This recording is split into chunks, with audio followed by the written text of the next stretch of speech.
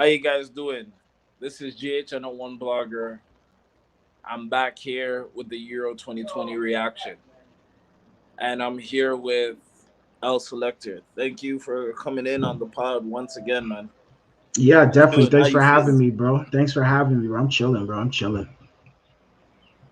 Guys, we're gonna make this one short. We're not really gonna get into it. But we're gonna give you the necessary, analytics, and then we're gonna go about our business. Belgium 1, Portugal 0. I'm gonna let our co-host go first in terms of how he felt about the match, and then I'll take it from there. El Selector, how did you feel about the Belgium Portugal match? Portugal came out flat today. Honestly, they look pretty horrendous out there, to say the least. I didn't like the way they played today. They had opportunities to put the ball in the back of the net, didn't capitalize on the opportunities, and basically lost 1-0. This is a game they could have potentially even won, or at least made it more competitive. To me, I think they just didn't look good at all. Portugal right now, maybe I don't know. Maybe the glory days are over with Portugal. You know what I mean? Mm, CR7, you can't just depend on CR7 to always save you. You see what I'm saying? that's true. And it seems like that's what Portugal's always been relying on. And when CR7 isn't playing, what happens? And CR7 is only one man. One man. That's right. That's right. So they came off flat. To be honest with you, I'm not disappointed, nor am I speechless. I'm just kind of like, okay, just kind of like, all right, that was all you could give. So I'll leave Portugal at that. They came off flat. They didn't do what they had to do, and it showed today. Yeah. And on that note, yeah, I pretty much feel the same way. They came out flat like Coca Cola. I felt like there wasn't really any offensive cadences, and even when they were lackluster. I mean, they hit the post. They were not firing on all cylinders, and I think honestly, even CR7. I think this is CR7 one of the worst games CR7 has ever played. Again, Al Selector, as you said, Cristiano Ronaldo is not the only one. Like he needs help. Like especially in this game, like I just felt like they were all over the place. One area that I definitely say was horrible to watch is that Portugal was fouling all over the pitch, and I was just like, guys, are we playing, you know, a game at Euro now, or are we playing rugby? Because they were rough all over the pitch, as I said. On top of that, um, Pepe Pepe didn't do a he didn't even do a job at all. He was fouling left and right, and I'm surprised that he didn't get a red. But going forward, I want to give congratulations to Belgium on winning this game.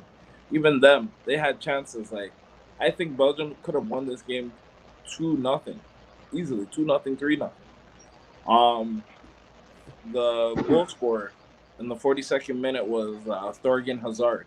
And yes, that name sounds very familiar because he's actually the younger brother of former Chelsea player, now Real Madrid player, Eden Hazard. He got the party started in the 42nd minute. And after that, again, even Belgium, I felt like they coasted.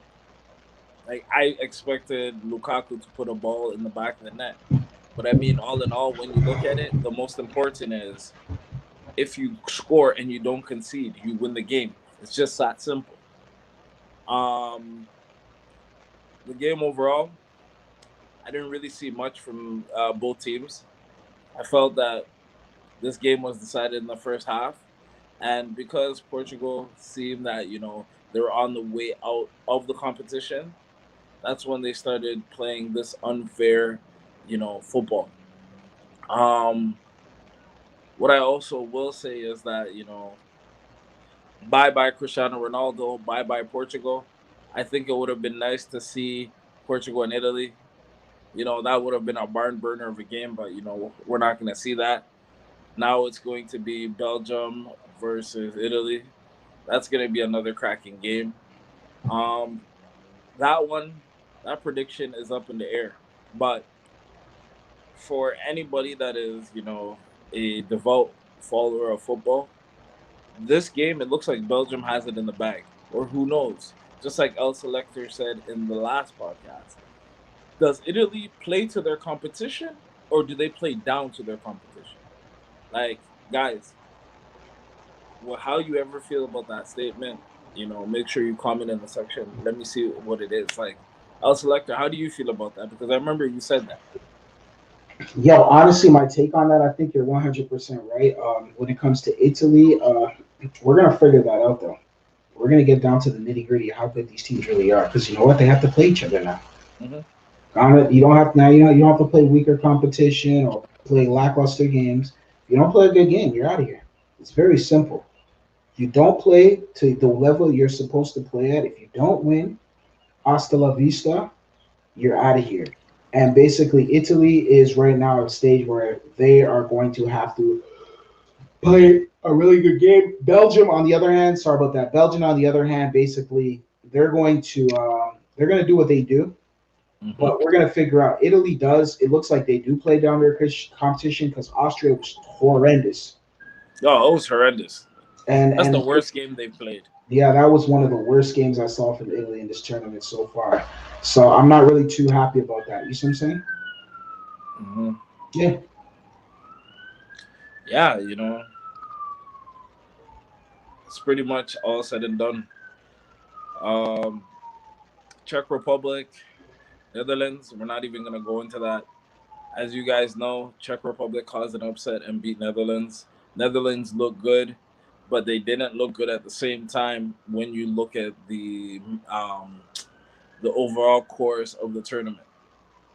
And now, these guys are out. Mhm. Yes, you've seen amazing displays from Dumfries, Giorgio Ronaldo, Memphis Depay. Although he scored, I felt like it was lackluster. Like, I feel like that player needs to get his ish together because you're the golden boy of the Dutch national team. And what have you done? Maybe is it pressure? Like, I just feel like Memphis Depay, you really got to get it together, man. Also, Lecter, how do you feel about Holland right now, seeing as they've been eliminated?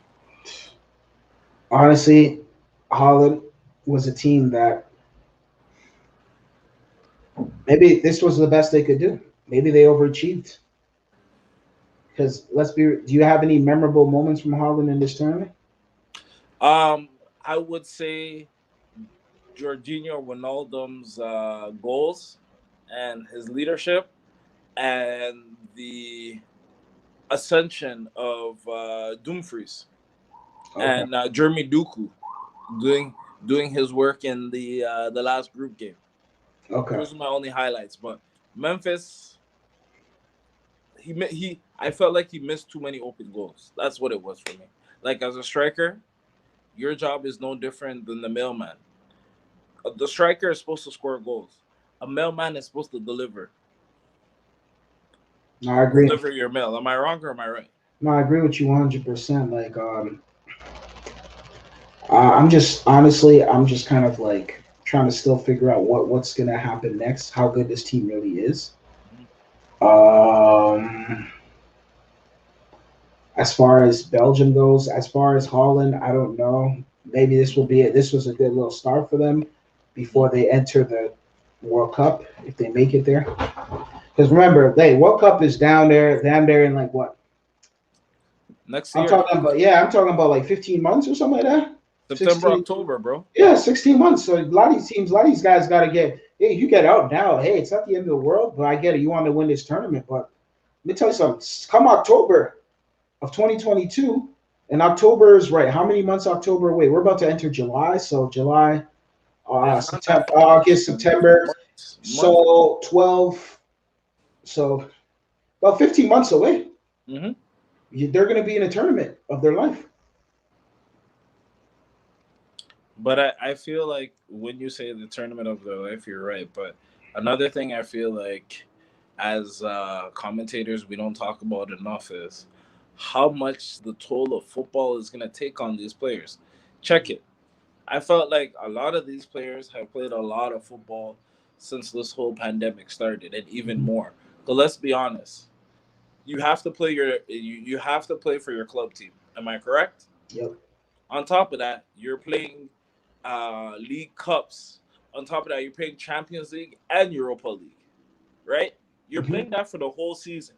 That's about literally 4 or 5 competitions. And That's right. then you got to play Nations League for your national team because now they've scrapped this whole format of how do you call it friendlies. And then on top of that, you're playing World Cup qualifiers. After playing World Cup qualifiers, now you got to come play Euros. You're not just playing Euros. There's guys out in South America that are playing Copa America, like the Messis, the Neymars, the Ricardos, and like that's a lot of football. And I'm not even done there, bro. There's still guys that have to play at the Olympics this year, and the Olympics, I believe, is probably in a week or two. Maybe I could be wrong, but I know that it's very soon. And then let's be honest, August is when the season starts for most clubs. So my thing is this: with all this football being played, isn't the increase of injuries just going to go up and skyrocket? Like, my question is this now: how many guys are truly going to be healthy and available for the Qatar 22 World Cup with all this football being played? That's a lot of mileage on the body, isn't it? I agree with you 100%. Definitely a lot of mileage on the body. Um, a lot of players are going to have a lot of issues when it comes to that situation right there because just like yo, there's a lot of just pro sports right now. The demand is so high. Yeah, man, there's gonna be a lot of injuries, bro. Honestly, the way guys can maintain it. Your cast is very chippy right now. Oh, is it Chippy? Okay, is it Chippy still? Yeah, it's still chippy. All right, give me a sec. I'll be right back.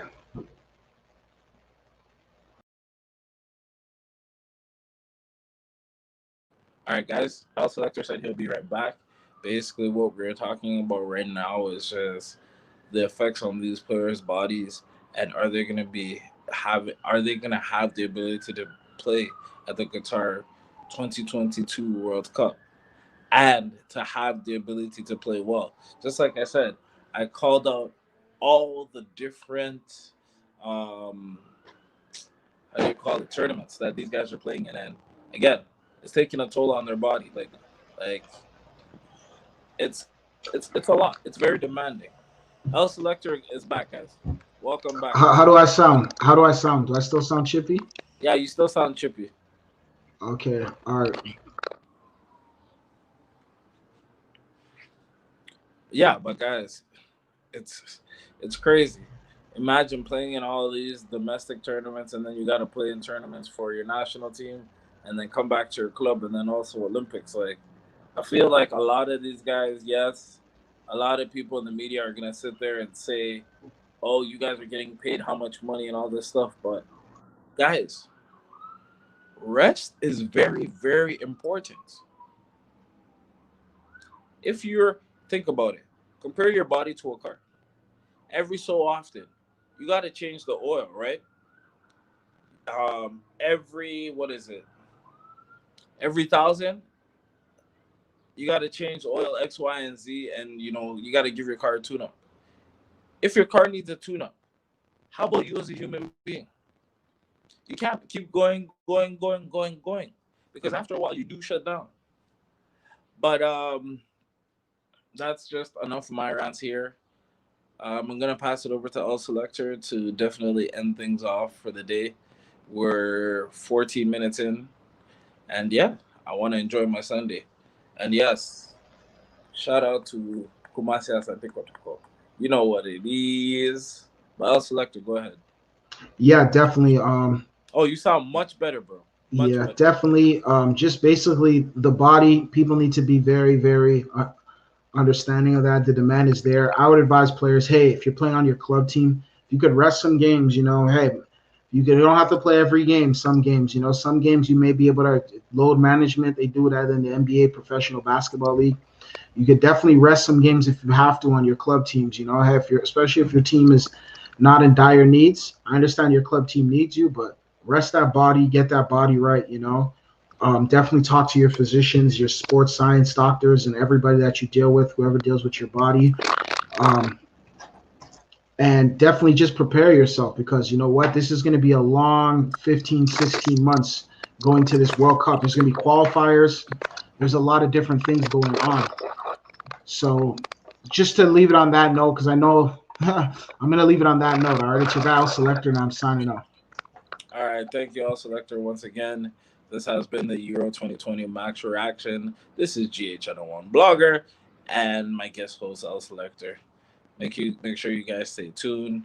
There's gonna be 2 games going on tomorrow, and those 2 games will just continue the round of 16.